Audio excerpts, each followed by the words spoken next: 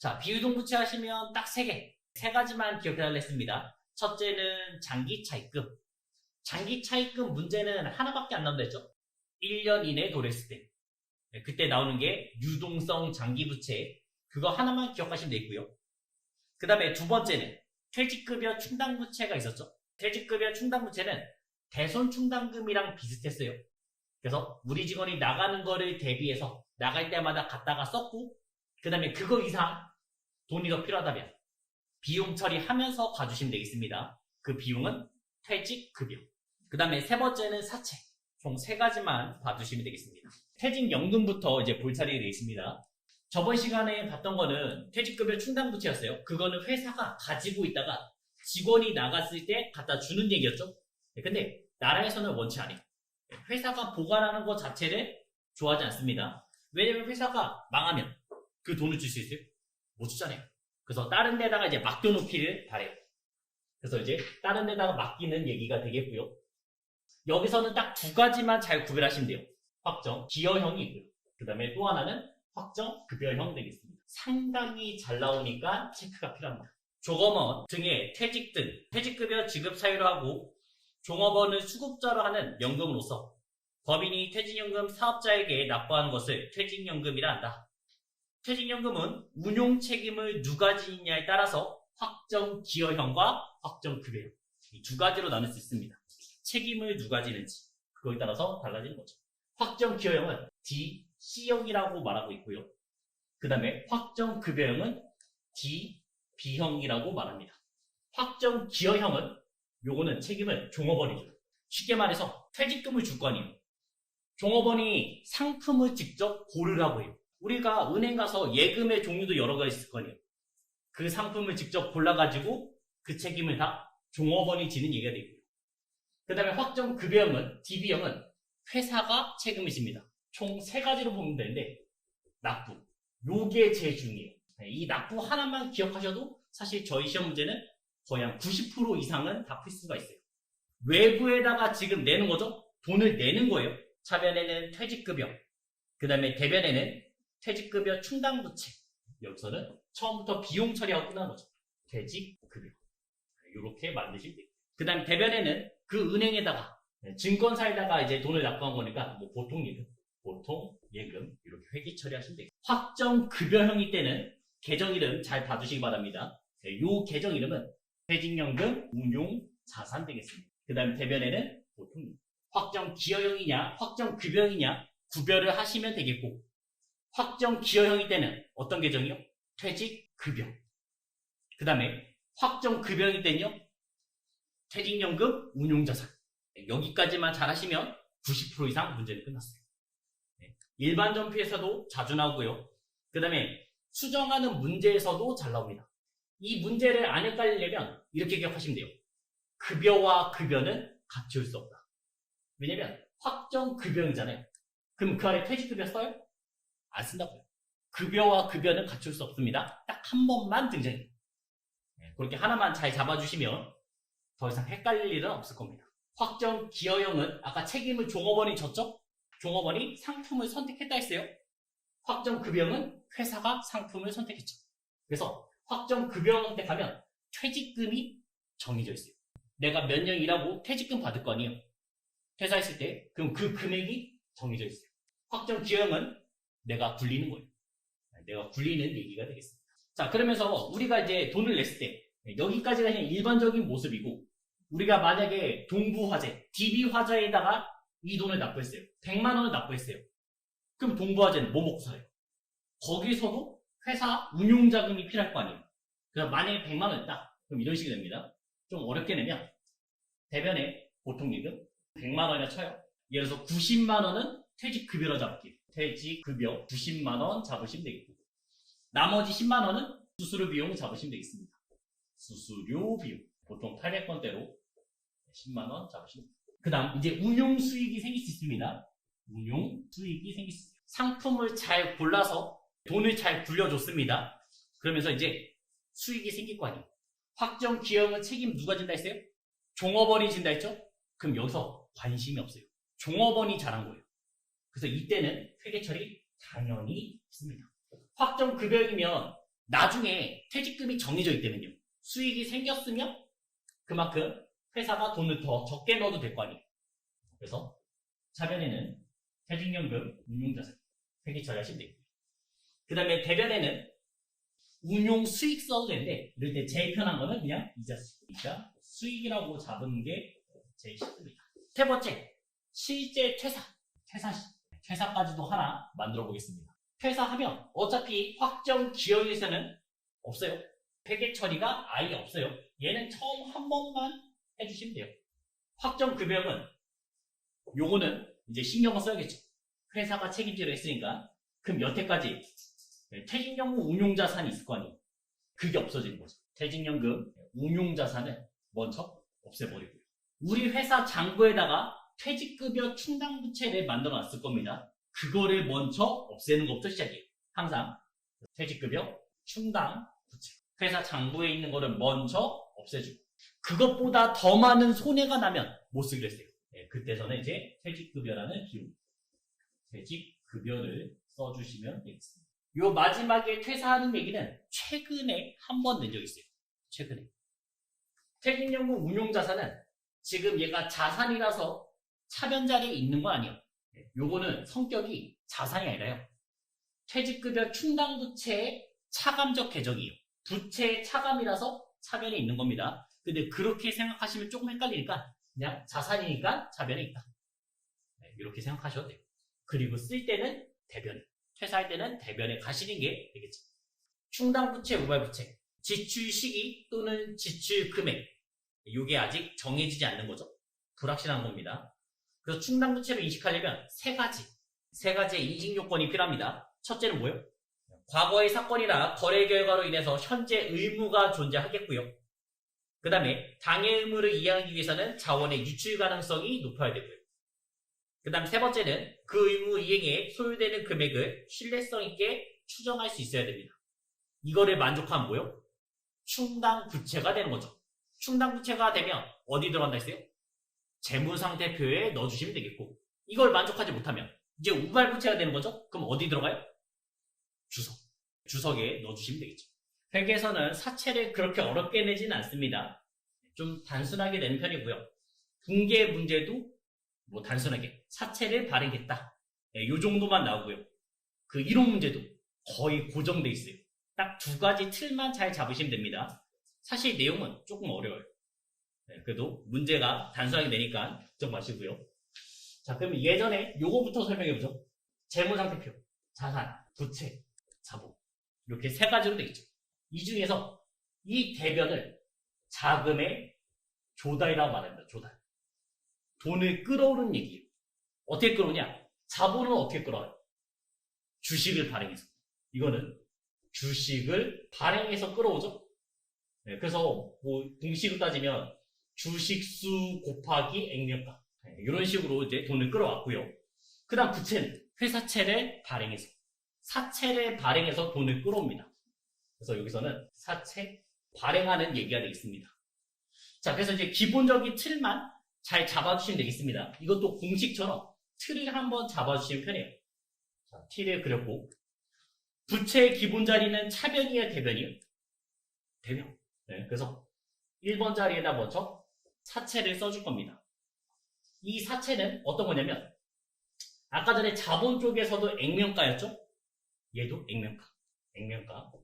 내가 돈을 빌리는 얘기잖아요. 그래서 증서를 주고 돈을 빌릴 거예요. 3년 뒤에 100만 원 갚겠다. 5년 뒤에 뭐 200만 원 갚겠다 하면서 증서를 나눠줄 겁니다. 그거 써져 있는 가격. 액면가로 가시면 되고요. 그 다음에 두 번째. 내가 돈을 빌리는 입장이잖아요. 현실에서는 100만 원짜리에 만약에 사채를 발행했다 쳐요. 그럼 이것보다 더 많이 받겠어요? 적게 받겠어요? 조금 적게. 그래서 뭐 예를 들어서 보통 예금으로 90만 원이라고 생각하시면 되겠습니다. 발행타가 들어간 거죠.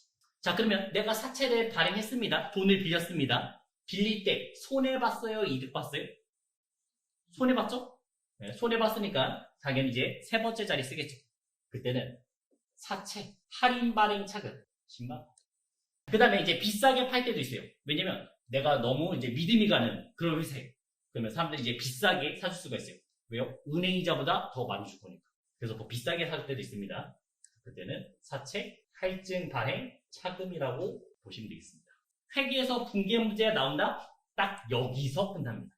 세무 정도의 시험이 되면 얘는 사채를 발행할 때 얘기보다는 이자 주는 얘기가 더 중요해요. 잘 생각해봐요. 우리가 유가증권에 두 가지로 갔잖아요. 첫 번째는 지분증권, 주식을 발행했고요. 그때는 뭘 줘요? 배당금 줬죠? 그 다음에 사채를 발행했습니다. 그러면 이자, 원금과 이자를 갚는 얘기가 시작되겠죠.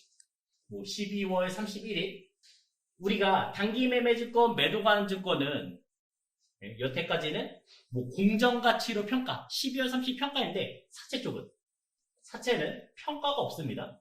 그럼 내가 이제 이자를 줘야겠죠? 돈을 빌렸으니까 이자를 줘야겠죠? 차변에 이자 비용 회계 처리를 하시면 되는 거고요. 이자 주계 상황이요. 그 다음 대변에 보통예금 주면 되죠. 그러면서 과거의 손해, 과거의 이익을 없애주는 얘기입니다. 회사 절대 손해보는 장사 안 합니다. 그럼 금액은 얼마냐? 이자 비용. 이자 비용은 발행가 곱하기 유효 이자율이라는 게 나오겠습니다. 이 얘기는 뭐냐면요. 우리가 3% 정액이 아닌 점점점 커지는 얘기. 이자가 복리잖아요. 그래서 점점점 커지는 얘기가 시작돼요. 그 다음에 보통예금, 실제로 주는 돈은 액면에 써져 있는 그대로. 내가 돈을 빌렸을 때 액면을 줬을 거 아니에요. 액면가에 액면 이자율을 곱해서 주시면 되겠습니다. 그러면서 과거의 손해와 이익을 없애주는 얘기예요. 자리를 바꾸면 없어지겠죠? 그런 식으로 주겠습니다. 17번 문제 되겠습니다. 17번 문제. 다음 보기는 주식회사 대안의 사채 관련 자료다. 보기의 자료를 참고해서 계산한 2015년 12월 30일 사채 장부가가 얼마인지 물어봤습니다. 사채 발행은 2014년 1월 1일 날 발행했고요. 그 다음 액면 금액 10만원 써있죠? 발행 금액 내가 실제 받은 건요 95,198원. 손해요 이익이요? 손해. 이런 거를 이제 할인 발행이라 합니다. 싸게 발행했을 때는 할인 발행, 비싸게 발행하면 할증 발행. 그 다음에 상환기간은 3년 동안 돈을 빌리기로 했습니다. 그 다음에 유효 이자율은 12%. 그 다음에 액면 이자율은 10%. 그리고 이자는 12월 31일 연 1회 주기로 했습니다. 제일 먼저 쓰는 게 뭐예요? 첫째? 사채. 여기다 얼마 써야 돼요? 10만원 써야 돼요? 95,198원 써야 돼요? 10만원. 액면 그대로. 액면 그대로인 10만원 쓰시면 되겠고. 사채를 발행했고요. 그 다음에 내가 실제로 돈을 받았습니다. 보통 예금으로 받았어요. 얼마 받았냐면 95,198원을 받았죠. 그래서 딱 여기까지 봤을 때 이제 할인 발행. 그러면 차이가 얼마나요? 차이. 4,802원 사채 할인 발행 차금. 4,802원 되겠습니다. 12월 31일 첫 번째 이자 주는 시간이 됐습니다. 차변에다가 이자 비용을 쓰시면 되겠죠. 발행가 곱하기 유효 이자가 되겠죠. 그럼 발행가는 95,198원이었어요. 95,198원 곱하기 유효 이자는 아까 전에 12%가 되겠죠. 요거를 계산하시면 되겠습니다. 11,423원이 나올 거예요. 11,423원이 나올 거고요. 그리고 내가 고객한테 실제로 준 돈은요. 보통예금 준 거죠. 액면가에 액면 이자율을 주시면 되겠습니다. 그러면 10만원에 이자율은 10%. 만원을 주겠죠. 그럼 저희는 차대변을 맞춰야겠죠? 차대변? 대변에 얼마 부족해요? 1,423원이 부족하겠죠. 처음에 손해, 선이자라고 생각하시면 되겠어요. 선이자. 사채, 할인 발행, 차금. 1,423원. 없애주시면 되겠습니다. 첫 번째 이자 줬을 때의 상황이 두 번째 이자를 줘볼게요. 또 12월 31일이 왔습니다. 또 이자를 줄 거니까 보통 예금 주는 거는 변화가 없습니다. 요거는 10만원에 10%. 10만원에 10% 액면에 써져 있는 거 그대로 줄 거니까 만원을 줄 거예요. 그리고 내가 생각하는 이자 비용, 이제 조금 달라집니다. 어떻게 달라지냐? 자, 생각해봐요. 우리가 발행했을 때 사채 할인 발행 차금이 4,802원이었잖아요. 그 중에서 지금 1,423원이 없어졌잖아요. 그럼 얘가 줄어든 만큼 올라가겠죠. 차대변은 언제나 같아야 되니까 줄어들 만큼 올라가겠죠. 지금 이 금액이 장부가예요. 장부에 써져 있는 가격인데 그 금액이 1423원만큼 더해져서 올라갈 겁니다. 그래서 이때 장부가는 95,198원 플러스 1,423원 돼가지고 증가한 금액을 생각하시면 되겠습니다. 그래서 96,621원. 96,621원. 그럼 내가 생각하는 이자 비용은요? 96,621원에 곱하기 12%. 유효 이자율을 곱하시면 되겠죠. 11,594원이 나옵니다. 차대변 맞춰야 될 거 아니에요. 대변에 얼마 부족해요? 1,594원이 부족하죠? 그럼 그 계정이 뭐라고요? 사채 할인 발행 차금 1,594원이 됩니다. 12월 31일에서 세 번째 이자를 줄게요. 어차피 실제로 주는 돈은 변하지 않습니다. 보통 예금 만원 되겠고 그 다음에 차별의 이자 비용 1,594원 더하시면 되겠죠. 이 장부가가 96,621원에서 1,594원을 더하시면 되겠죠. 98,215원이 나오겠습니다. 그럼 12%까지 계산해 주시면 이자 비용이 나오죠. 금액은 11,785원이 나왔습니다. 자, 그러면 차대면 맞춰야 되니까 사채, 할인 발행, 자금 1,785원을 더하시면 되겠죠. 여기까지 계산이 끝나면 이제 장부가를 보시면 98,215원에서 플러스 1,785원을 더하시면 딱 10만원. 손해보는 장사 안 한다. 네, 손해보는 장사를 안 합니다. 처음에는 손해인 것처럼 회계 처리가 됐지만 시간이 지나면 항상 원점에 돌아오는 게 사채. 할인 발행해도 할증 발행해도 항상 원점. 네, 원점으로 돌아옵니다. 네, 시험에 나오는 거는 발행했을 때의 모습만 일단 기억하시면 돼요. 발행했을 때의 모습. 그래서 대변의 사채, 차변에는 뭐 현금이나 보통 이익금 받고 그 다음에 이제 손해인지 이익인지 사채, 할인 발행 차금, 사채, 할증 발행 차금 딱 여기까지가 회계 문제고요. 그러면 나중에 제가 돈을 빌렸으니까 이자를 줘야 되잖아요. 사람들한테 이자 줘야겠죠? 그 이자 주는 문제는 뭐예요? 세형 문제. 그래도 참고적으로 알아두시면 편하니까 차변에는 이자 비용이 되겠죠. 이자 비용의 공식은요. 발행가 곱하기 유효 이자율. 네, 유효 이자율을 되는 걸 보시면 되겠고요. 그 다음에 대변에 실제로 고객한테 주는 돈은요. 변함이 없어요. 사채 액면에 써져 있는 액면가에다가 그 다음에 액면 이자율을 곱하시면 되겠습니다. 그러면서 이제 차대변을 맞추려고 1,423원이 없어졌습니다. 과거에 손해봤던 거를 없애버리는 얘기. 과거에 손해봤던 거를 없애버린다. 이렇게 생각하시면 되겠습니다. 그래서 약간 선이자 성격이라고 보시면 되겠습니다. 그거를 없애주는 얘기죠. 그래서 최종적으로 만기가 되죠. 사채에 내 돈 빌린 기간이 있을 거 아니에요. 만기. 이 세 가지 더하시면 결국 금액은 얘가 없어지는 얘기예요. 그러면서 또 포인트가 뭐냐. 이자 비용을 잘 보시면 점점점 커진다는 거를 볼 수가 있습니다. 네, 이자 비용도 커지고요. 할인 발행일 때. 그 다음에 장부가. 장부가도 95,198원이었다가 네, 그러면서 96,621원. 네, 요것도 그 다음에 지금 여기서도 최종적으로는 10만원. 점점점 커지는 거를 볼 수가 있죠. 포인트입니다. 이건 이론에서 나올 거예요. 좀 이따가 또 그려드릴게요. 자, 그 다음에 상가객. 상가객. 그 상가객은 기울기라고 생각하시면 돼요. 기울기. 기울기도 1,423원, 그 다음에 1,594원, 1,780원. 점점점 커지는 거를 볼 수가 있어요. 할인 발행하면 특징이 셋 다 커져요. 셋 다. 그 세 가지가 뭐였어요? 이자 비용도 커지고, 그 다음에 장부가도 커지고, 그 다음에 상가액도 커진다. 이게 포인트입니다. 이론에선 예를 들어요. 상당히 잘 나온다 했으니까 꼭 체크하셔야 돼요. 그래서 결론이 뭐냐? 우리가 100만원짜리라고 쳐요. 100만원짜리. 그러면 할인 발행할 수 있어요. 90만원에 발행할 수도 있고요. 그 다음에 비싸게 110만 원에 발행할 수도 있습니다. 최종적으로는 만기가 되면 항상 원점이 돼야 됩니다. 여기에 만나야 돼요. 원점이 돼야 돼요. 이런 식으로 이제 그려주시면 끝납니다. 자, 그러면 좀 더 쉽게 외우는 방법을 알려드릴게요. 액면가가 10%라고 가정해봐요. 액면가가 이제 10% 가정했습니다. 그럼 90만원짜리가 100만원까지 쭉 올라가야 되잖아요.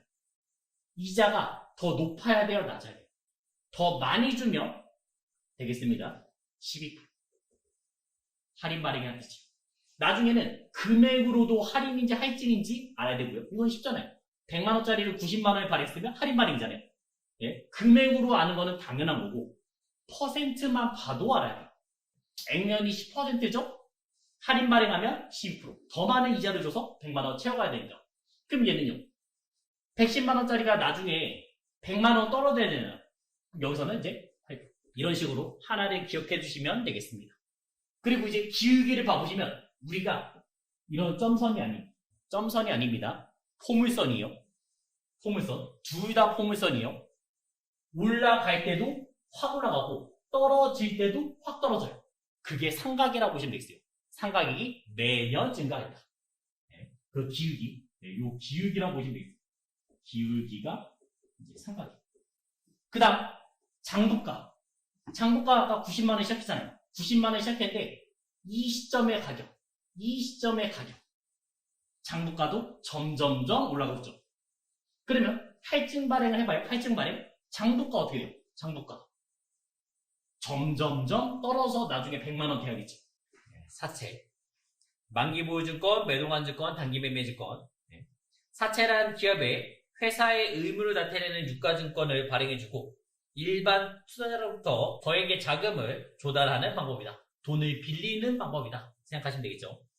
장기 차입금은 금융기관부터 빌리는 것이 일반적이지만 사채는 자금 단위로 나눠서 발행할 수 있기 때문에 일반 투자로부터 널리 자금을 조달할 수 있는 장점이 있다. 사채 발행회사가 지급해야 할 현금 의무를 나타내고 일반 대중부터 거액의 장기 자금을 조달하는 것이다. 자금 조달 시 신용도가 높은 회사는 투자로부터 큰 호응도가 있어서 경제적으로 서로 이 사채에 투자하려고 할 것이고 이 경우 사채 가격은 액면가액보다 더 높아진다. 할증 발행되겠죠? 더 비싸게 사겠죠. 왜요? 그래도 은행 이자보다는 더 많이 주니까. 이와 같이 사채 발행가액이 액면가액보다 높은 경우 사채의 할증 발행이라 한다. 반대로 신용도가 낮은 회사는 투자자로부터 외면을 받을 것이고 이 경우 회사는 투자자들을 유치하기 위해서 사채 가격을 낮춰 발행하게 되며 이러한 경우 사채의 발행가액이 액면가액보다 낮아지며 이를 사채의 할인 발행이라 한다. 즉 시장 이자율과 회사의 신용도는 반비례를 갖는다. 우리가 처음에 금액만 봐도 액면가액보다 발행가액이 크다면 작다면 할인 발행인지 할증 발행인지 구별됐죠? 근데 이거 말고도 뭐요? 이자율만 봐도 퍼센트만 봐도 할인 발행인지 할증 발행인지 알 수 있다. 다시 한번 액면 이자율이 10%예요. 근데 유효 이자율이 12% 줍니다. 할인이에요? 할증이에요? 그림 생각하면 되세요? 10%인데 더 많이 주면 할인 발행. 10%인데 더 적게 주면 할증 발행. 이렇게 이제 구별하면 되겠죠. 자, 그리고 내가 사채를 발행했어요. 사채를 발행하면 당연히 비용이 들 겁니다. 사채 발행비라고 말하는데요. 사채 발행비란 사채 발행과 관련된 직접 발생한 사채 발행 수수료, 인쇄비, 제세공과금 다 이런 게 들겠고요. 수수료 비용 써요? 안 쓰죠? 수수료 비용은 유일하게 딱 한 번 쓴다면요. 그게 언제예요? 단기 매매증권 취득했을 때. 그리고 수수료 비용 몇 번 돼요? 900번 돼요. 그거 외에는 수수료 비용 없습니다. 그거 외에는 없어요. 사채를 발행했죠? 방금 제세공과금 다 빠질 거예요. 그런 거는 이 발행가액에서 차감하고 받으시면 되겠습니다. 내가 사채 발행하고 돈 받을 거 아니에요. 이 금액에서 빼고 받으시면 된다고. 만약에 계정이 달라요. 그럼 대변자 현금 내시면 돼요. 대변자 현금 내고 나머지 돈 받으면 되고 계정이 같다? 그러면 차감하고 받으시면 되겠습니다. 대부분은 다 차감하고 받으시면 되겠습니다. 자, 그 다음에 네 번째 상가. 기업회계 기준에서는 사채 할인 발행 차금과 사채 할증 발행 차금은 유효이자율법에 따라서 상각을 한다. 이러한 발행 차금은 사채 발행 기간 동안 이자 비용을 증가시키거나 감소시킨다. 그러나 상각의 할인 발행이나 할증 발행 관계없이 사채 발행 기간 동안 매년 증가한다. 이 말은 할인 발행하건 할증 발행하건 상가액은 매년 증가한다. 상가액이 아까 기울기였잖아요. 기울기가 점점점 커져서 올라가고 떨어질 때도 점점점 크게 떨어지는 것을 볼 수가 있습니다. 장부가, 총, 사채, 이자, 그 다음에 이제 상가액.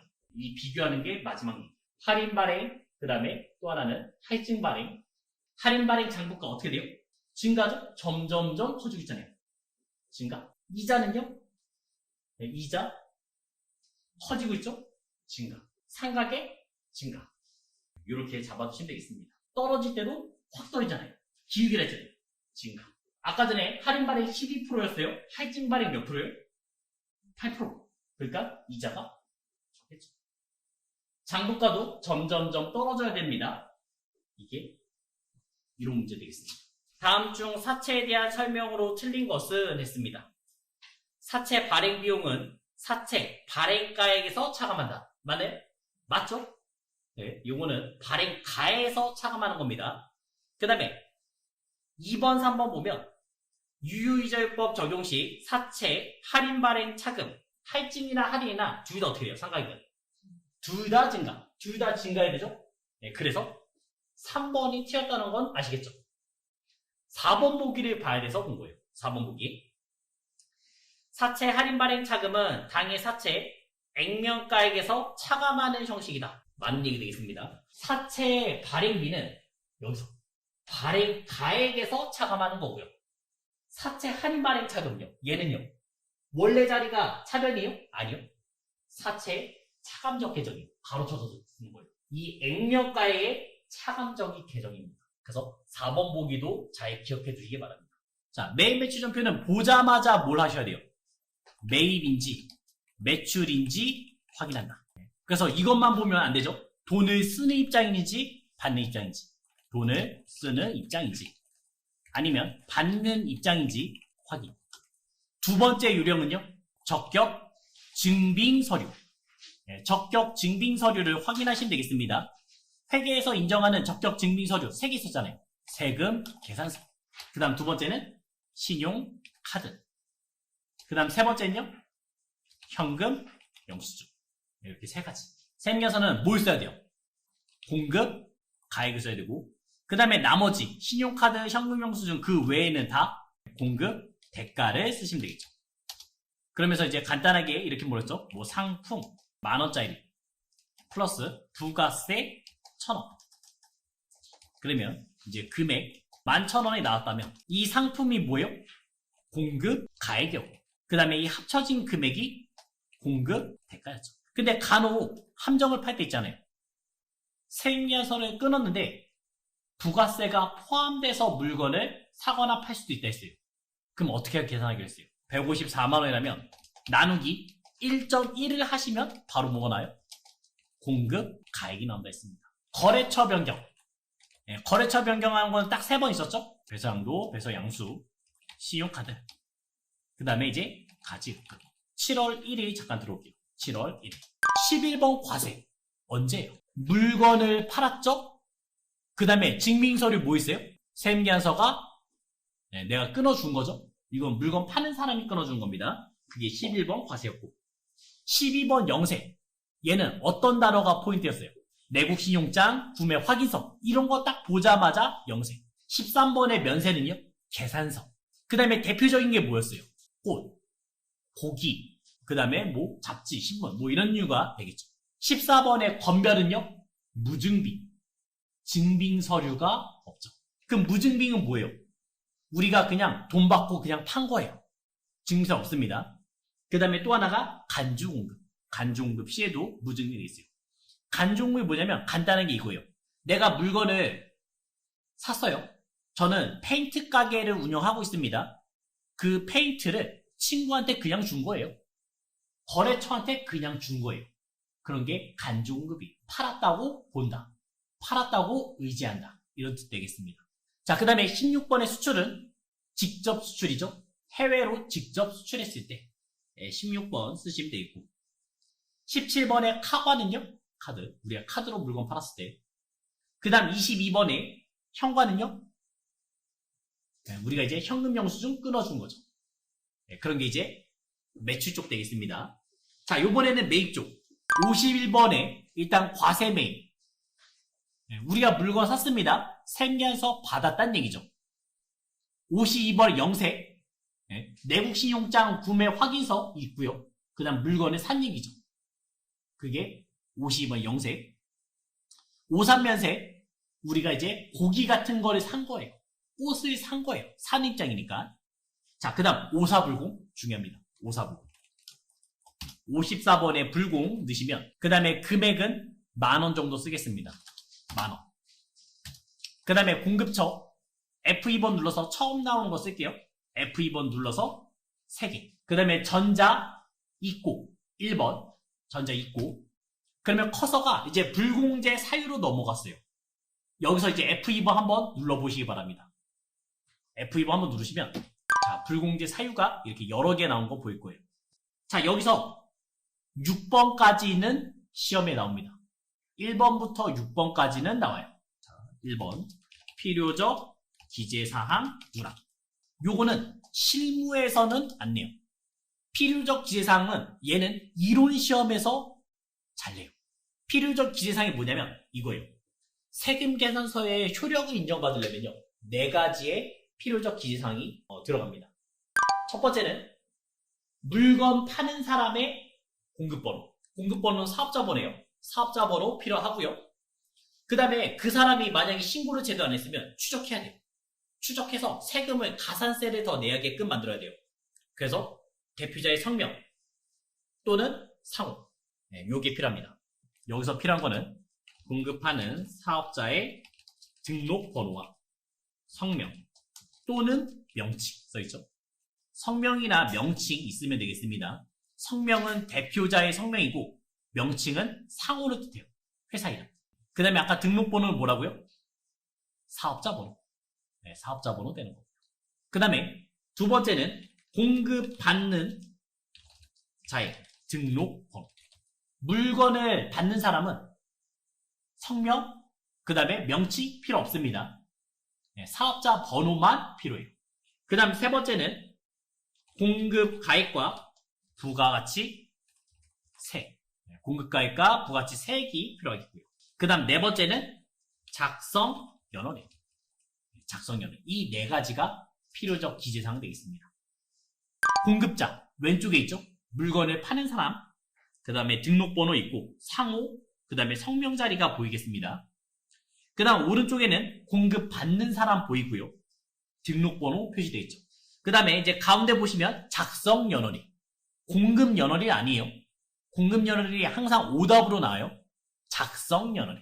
공급가액과 세액. 공급가액, 세액. 그 4가지가 필요적 기재사항 되겠습니다. 자, 그 다음에 두 번째. 사업과 관련 없는 지출이 되겠죠. 자, 사업과 관련 지출은 대표적인 게 대표자한테 뭔가를 사주는 거예요. 그게 시험 문제에서는 거의 90% 이상 나올 겁니다.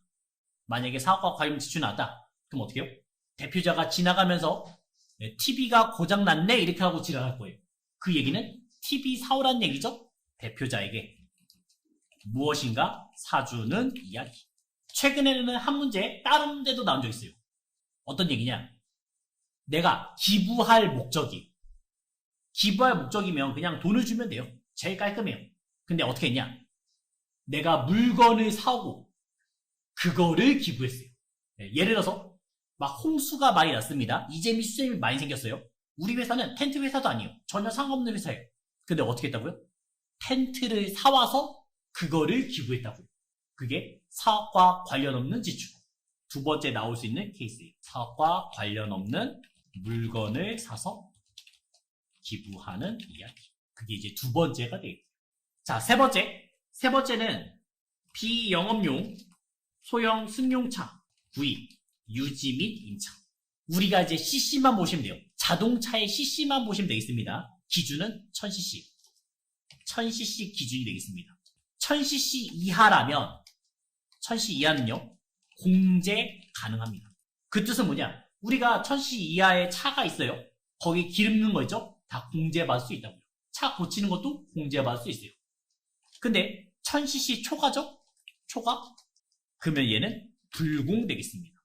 오사불공 쓰셔야 돼요. 만일 이런 거예요. 우리가 인터넷이 집에 고장났어요. 그래서 KT를 만약에 불렀습니다. 그러면 그 KT 직원이 벤츠 타고 와요? 아니잖아요. 소형 승용차를 타고 오잖아요. 1000cc 이하의 차를 타고 올 겁니다. 그런 거는 기름 넣고 유지하는 모든 부대 비용 다 공제가 가능해요. 하지만 1000cc가 넘어가면 불공되겠습니다. 예외 9인승 이상이라면 공제 가능합니다. 자동차가 9인승 이상이라면 1000cc가 넘어가도 공제 가능해요. 그 9인승 이상이라면 이제 이렇게 생각하시면 돼요. 우리 직원들을 위해서 우리 직원들을 위해서 썼다고 보시면 되겠어요. 통근버스 이렇게 생각하시면 좋겠습니다. 자, 그 다음에 우리가 이제 공장에서는 뭘 써요? 화물차 트럭 쓰죠?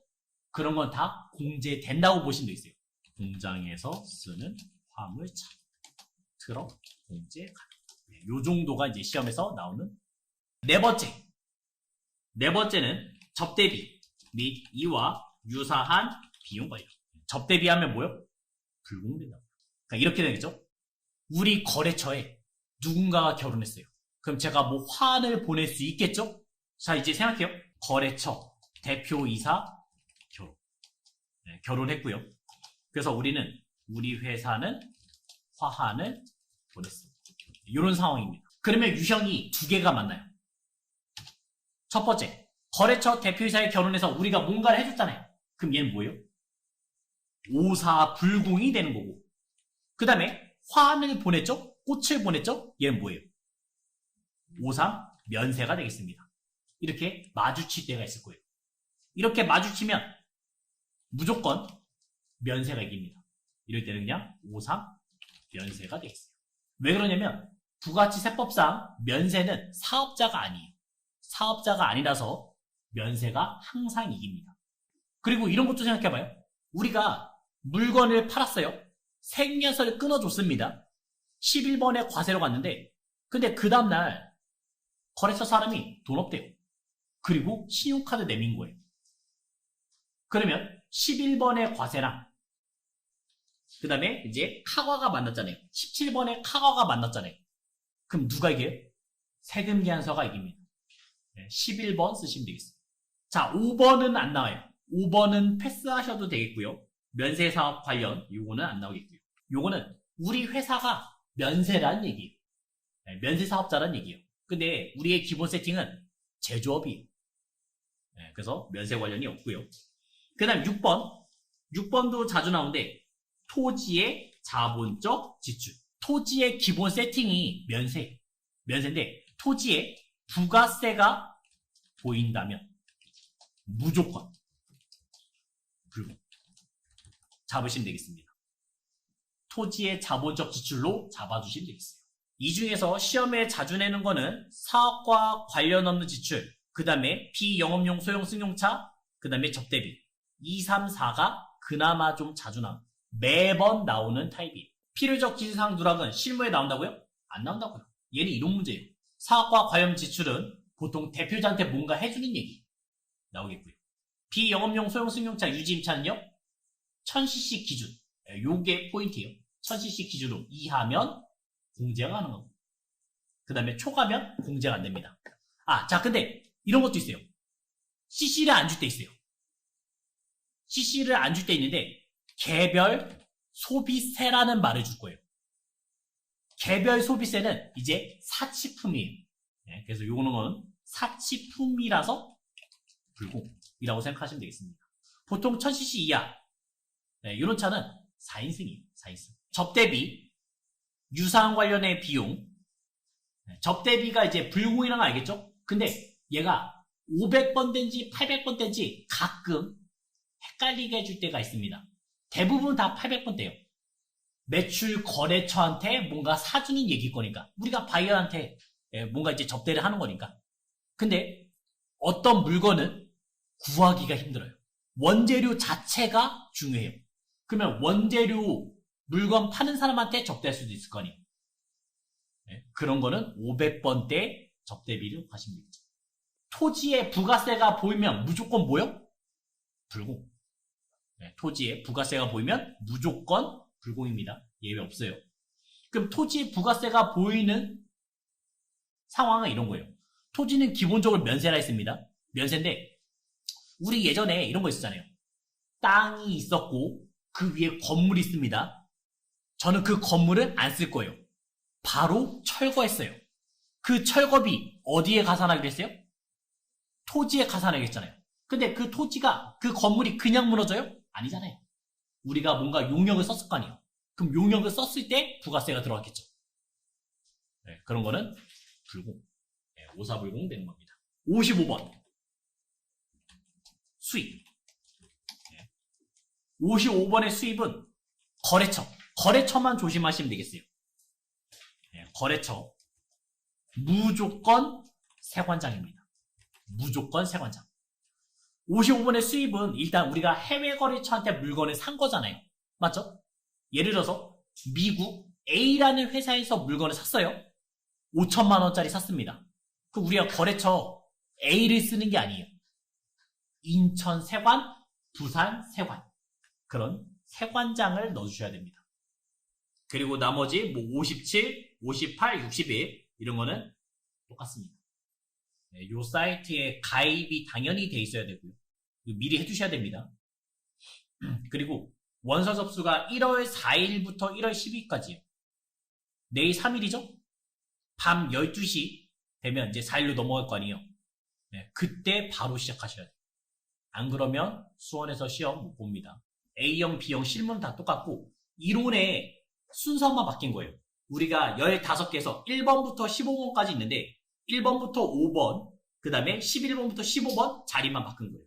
그게 B형이에요. 이론 문제 15개. 좀 크게 해서 보여드릴게요. 15개가 나오고. 그 다음에 이제 원가. 9번부터 4문제가 원가입니다. 그래서 9번, 10번, 11번, 12번. 원가 문제 나오고, 보통 원가에서 계산은 한 2개 정도 낼 거예요. 부가세가 3문제 나옵니다. 부가세 3문제.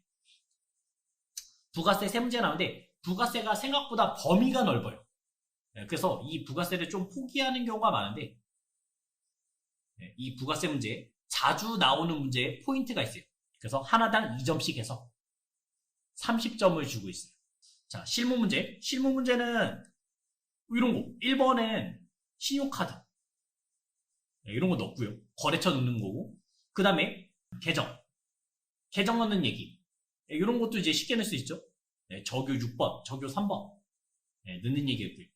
그 다음에 한 문제가 회전하는 문제인데 요거는 아직 안 했어요. 회전하는 문제는 조금 더 나중에 할 겁니다. 4점이고 그 다음에 거의 고정됐어요. 이것도 패턴만 한 3번 정도만 보시면, 많게는 5번 정도만 보시면 안 틀려요. 그래서 1번 자체는 보너스 문제예요. 그 다음 문제 2번은 일반 전표 되겠습니다. 일반 전표. 우리가 여태까지 물건 푸는 일반 전표가 6개 나와요. 6개. 그 다음 메인 매출 전표. 메인 매출 전표는 이렇게. 우리 회사 이름이 바로 위에 써 있어요. 지금 한라라고 써 있죠? 이 한라가 공급자에 있는지 공급받는 자에 있는지 그거 확인하면서 가시면 되겠습니다. 6개 나와요. 6개. 문제 4번 2개 나오는데 수정하는 문제예요. 보통 수정하는 문제는 계정 이름이 잘못되어 있어요. 계정 이름만 고치면 되겠고요. 만약에 어렵게 내면 일반 전표에 쓰는 거를 메인 매출 전표에 옮겨야 되는 그런 게 그나마 어려운 문제예요. 내가 세무서를 받았는데 일반 전표 썼다고. 그럼 그 일반 전표 지우고 메인 매출 전표에 옮기면 되겠죠. 끝. 그게 그나마 어려운 문제. 자, 그 다음에 이제 결산 문제. 결산 문제는 3문제가 나오는데 요건 나중에 이제 자동 수동이 나눠질 거예요. 자동 문제인지 수동 문제인지. 자동 문제는 보너스예요. 그거는 자동은 5가지 유형이 있는데 이거는 그냥 점수를 주는 문제고요. 수동 문제가 그나마 어렵습니다. 저희가 저번 시간에 미미선성 기억나시나요? 미지급 비용, 미수 수입, 성급 비용, 선수 수입. 그게 그나마 제일 어려운 문제예요. 그것만 해주시면 결산은 끝나요. 이 결산 문제는 12월 31일 얘기잖아요. 회계 2급, 회계 1급, 세무 2급, 세무 1급 문제가 다 똑같아요. 자, 그 다음에 맨 마지막은 조회 문제, 세 문제가 있습니다. 이 조회 문제는 여기 장부에서 조회를 하시면 됩니다. 여기까지 문제를 1시간 동안 1시간 동안 풀으시면 되겠습니다. 7번, 8번 일단 두 문제 먼저 해보시기 바랍니다. 덕유 상사로부터 원재료를 매입했고요. 전자, 세무계산서를 수취했으며 대금 중 500만 원은 당좌수표를 발행해서 지급하고 잔액은 어음을 발행해서 지급했다 나왔습니다. 자, 샀죠? 그 다음에 세무에서 받았죠? 유형 몇 번이요? 51번. 51번에 과세 넣으시면 되겠고요. 그 다음 얼마짜리예요? 간단하게 쓰면 편해요. 원재료. 수량은 500. 그 다음에 단가는 2만원. 써주시면 알아서 계산이 됩니다. 그 다음에 거래처. 거래처는 덕유 상사. 그 다음에 전자 있고요. 그 다음 분계 혼합 가시면 되겠죠. 자, 그럼 차변에 원재료 샀습니다. 이제 대변에 돈 줘야죠. 대변에 돈 줬을 때 어떻게 줬냐면 500만 원은 당좌 수표로 줬죠. 당좌 예금. 당좌 예금 500만 원 쓰시면 되겠고 그 다음에 나머지는 어떻게 하기로 했어요? 어음을 줬죠. 상품, 제품, 원재료, 주된 거래 맞죠? 그럼 뭐예요? 지급, 대변에 지급, 어음 넣어주시면 되겠습니다. 끝. 거래처인 삼성전자 대리점 오픈 행사에 보내기 위해서 환을 보냈습니다. 아름다운 꽃집에서 18만원 현금으로 구입했고요. 전자 계산서 교부받았다. 자, 요번에는 면세니까 53면세 가시면 되겠죠. 53면세 가주시고요. 그 다음에 금액은 18만원 되겠습니다. 그 다음 거래처 아름다운 꽃집 여기서 샀고요. 그 다음에 전자 있어요? 전자 계산서니까 있고요. 1번에 역, 그 다음 분계 혼합 가시면 되겠죠. 3번에 혼합. 그럼 차변은 지금 원재료 산 거 아니잖아요. 이거 뭐 하려고 산 거예요? 오픈 행사에 보내려고 산 거죠? 접대하려고 산 거죠? 접대비. 판관비로 가주시면 되겠죠. 판관비, 접대비가 되겠고요. 그 다음에 대변에 이 돈은 다 뭐로 지급했어요? 현금. 현금으로 가시면 되겠습니다. 9번, 10번 또 해보시기 바랍니다. 상무이사인 김기영의 자택의 에어컨 하이마트로부터 250만원에 구입했고요.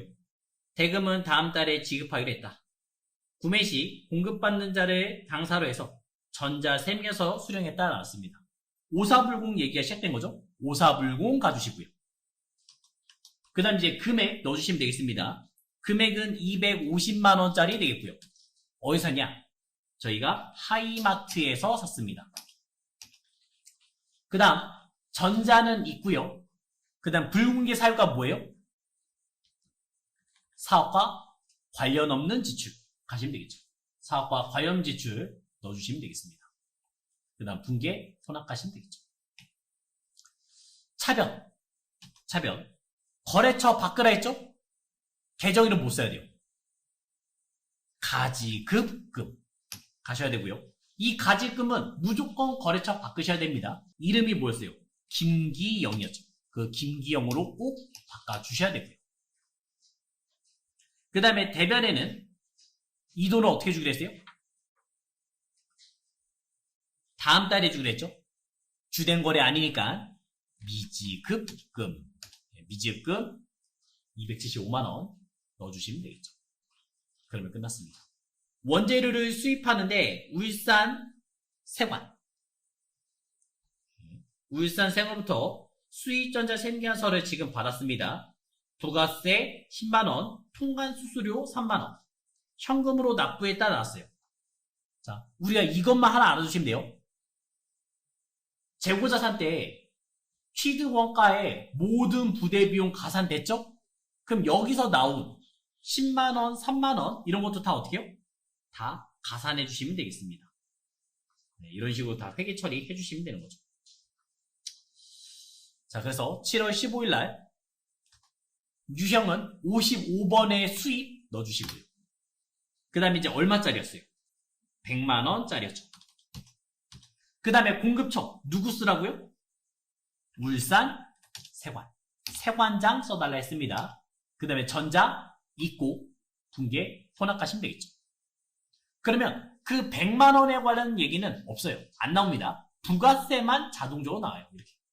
왜요? 그 100만원은 내가 산 거래처에다 주면 되는 거예요. 우리는 부가세만 내면 되는 거예요. 그래서 100만원 없어지고 이제 10만원만 나오고요. 그 다음에 차변에 또 하나 떴을 거 있죠. 뭐요? 원재료 써야죠. 원재료. 취득시 모든 부대 비용.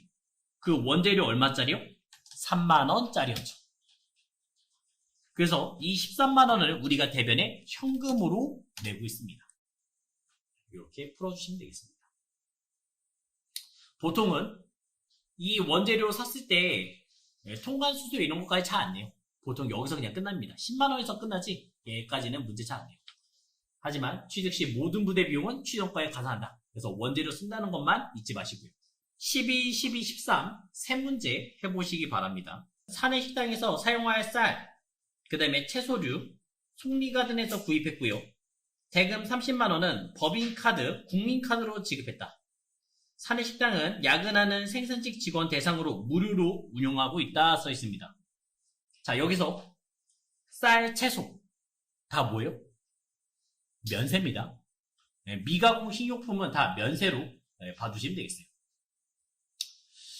그러면 이제 유형은 이제 매입으로 가는 거고, 그 다음에 이제 면세가 되겠죠. 그리고 카드 샀잖아요. 그러면 카면, 카면 58번의 카면을 한번 확인해 주시면 되겠습니다. 그래서 이런 거는 이제 58의 카면 넣으시면 되겠어요. 자, 금액은 30만원 되겠고요. 그 다음에 공급처. 공급처는 속리가든.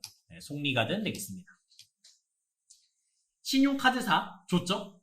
어디 카드요? 국민카드 되겠고. 그 다음에 카드만큼은 분계를 뭐가 달라고요? 4번의 카드. 4번의 카드 가시면 한 번에 끝난다 했죠. 그러면 알아서 지금 차변에 미지급금 쓰면서 국민카드 바뀌어져 있는 거를 볼 수가 있어요. 거래처가 자동으로 바뀝니다. 그 다음에 차변은 우리가 원재료 아니잖아요. 이거 뭐로 바꾸면 돼요? 복리후생비. 우리 직원을 위해서 한 거니까 복리후생비 제조로 넣어주시면 끝나죠. 자, 12번은 본사 영업부 사용할 직기이품 덕유상사에 구입했고요. 대금은 220만원 부가세 포함. 현금으로 지급함과 동시에 현금 영수증으로 받았다 나왔어요. 매입의 현과 되겠죠? 매입의 현과.